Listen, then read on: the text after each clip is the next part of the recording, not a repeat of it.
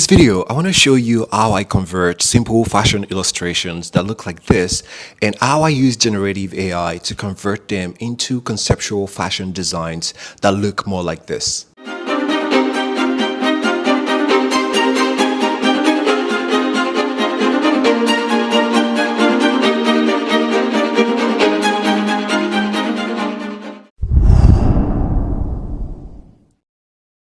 AI is changing every industry, and the fashion industry is one of those industries that are also being affected by this new technology. And over the past couple of months, this has been a space that I've personally been exploring because I find it interesting and I find it fascinating as a creator because I see it as a new creative outlet for creators and designers to be able to communicate their ideas and be able to bring something to life without having to waste too much resources that, are often associated with the manufacturing process in fashion or production of content. And that's why I think AI is going to be affecting a lot of industry, including fashion. In April 2023, I was selected as one of the designers who showed their collection at the first AI Fashion Week in New York City. Now, when you think of the future of fashion, what comes to mind? Well, let's take a look-see, shall we, at what's happening right now on one of fashion's biggest stages. Check out this fashion show in New York City. It's the fashion show that anyone who is anyone is talking about.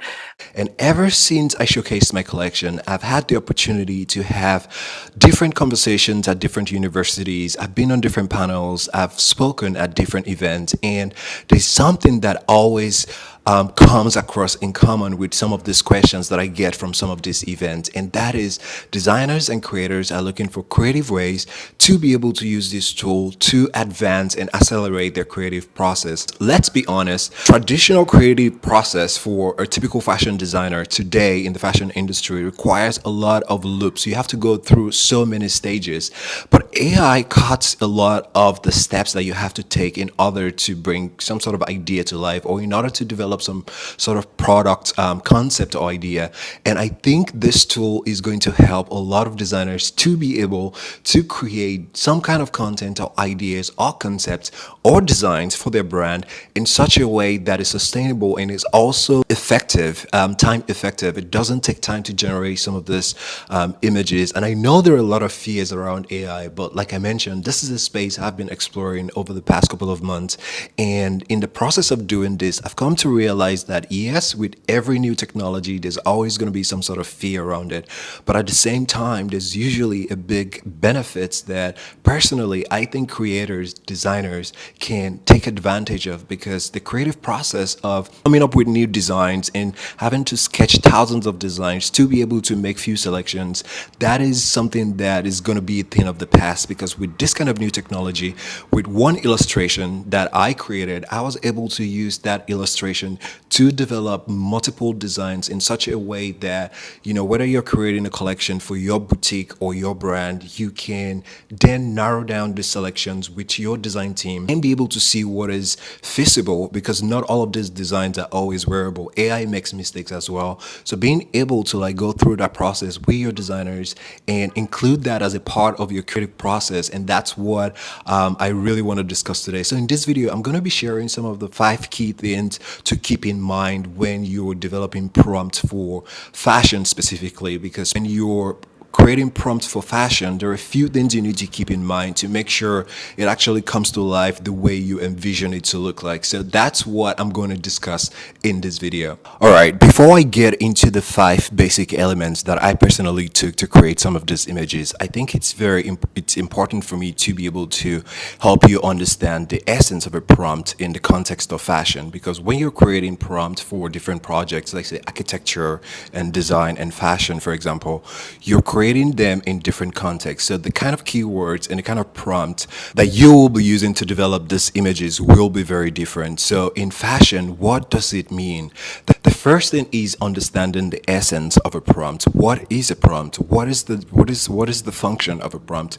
I would like you to imagine a prompt as a direction that you give to a student or you give to someone or something to do something for you. The clearer you are with this kind of instructions, the better the result. I think that's just the baseline of what the essence of a prompt is. Understanding the function, because when you understand the function, you would know how to give it the right instruction on exactly what you want it to do or what kind of task you want it to perform. So first of all, understanding the essence of a prompt. So now that we understand the essence of prompts for fashion, the next thing is to understand how do you tailor your prompt for fashion, or specifically for the collection or for the design you're working on. How do you tailor it to be able to make the specific description?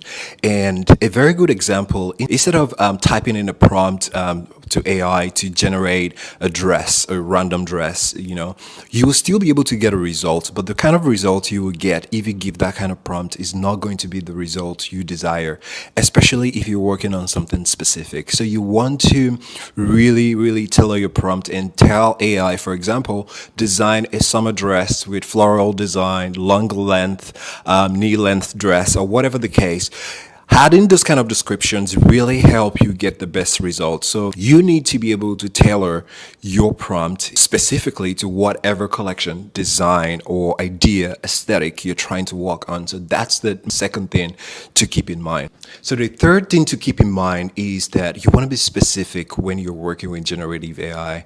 And also, you don't want to give AI too much freedom. At the same time, you don't want to restrict it too much. So it's all about trying to keep it balanced. So you have to be specific with the keywords that you're trying to attain so that AI can, work within those parameters, because you don't want to give it too much freedom, like I mentioned. Otherwise, it's going to go crazy with designs that are not even in line with what you're trying to achieve. So being able to keep the balance of, giving it enough freedom to be able to generate something new and fresh, but at the same time, you want to give it specific parameters to work with. So being specific does help achieve this. So step 4 is iterative prompting, and what this means is that when you try to create anything with generative AI, your first result is never really the best. It's never going to be right. So you need to be able to move your keywords around. You need to be able to move words. You need to be able to, shuffle things around. And it's quite an art for you to be able to craft the right prompt to generate results that you're looking for. But it does take practice. It does take a lot of, iterations. You need to move things around and try to change words. And if you see some words are not giving you the right results that you want, you can replace them with some synonyms that you think AI is going to understand better. So just being able to move these words around definitely does help achieve the results that you're looking for. So number 5 is multimodal prompt, and this is it's quite an advanced technique where you're able to combine images and text in such a way that you then give that prompt to the machine to be able to generate your collection using that image as a reference. The designs I have in this video, for example, was generated from one illustration that I created back in 2017.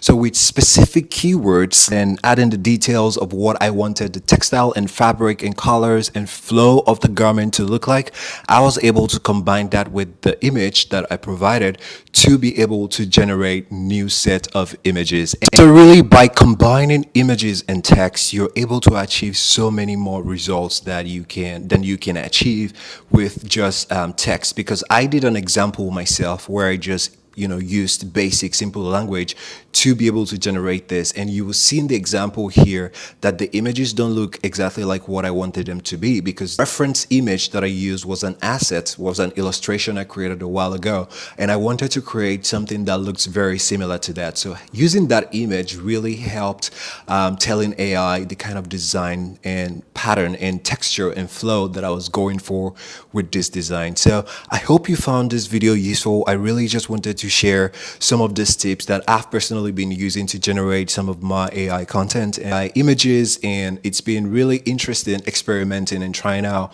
new ways to come up with great images. And I think this is just a tool that a lot more designers and creators will be able to use more in the future. So if you would like to learn more about how to use these kind of tools and processes to create generative AI designs, either for yourself as a brand or for your collection as a fashion designer or even as a creator, make sure you check out my book, which I'm going to be linking below.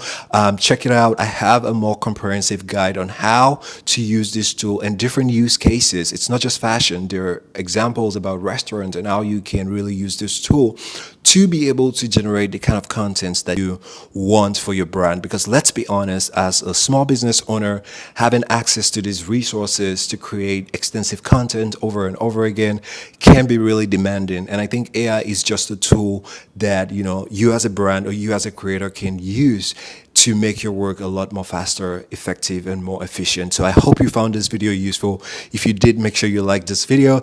I'm going to be linking the book below. Make sure you check it out. Until then, I'm going to leave you to enjoy some of the images that I created from this set. So until next video, I'll see you in the next one.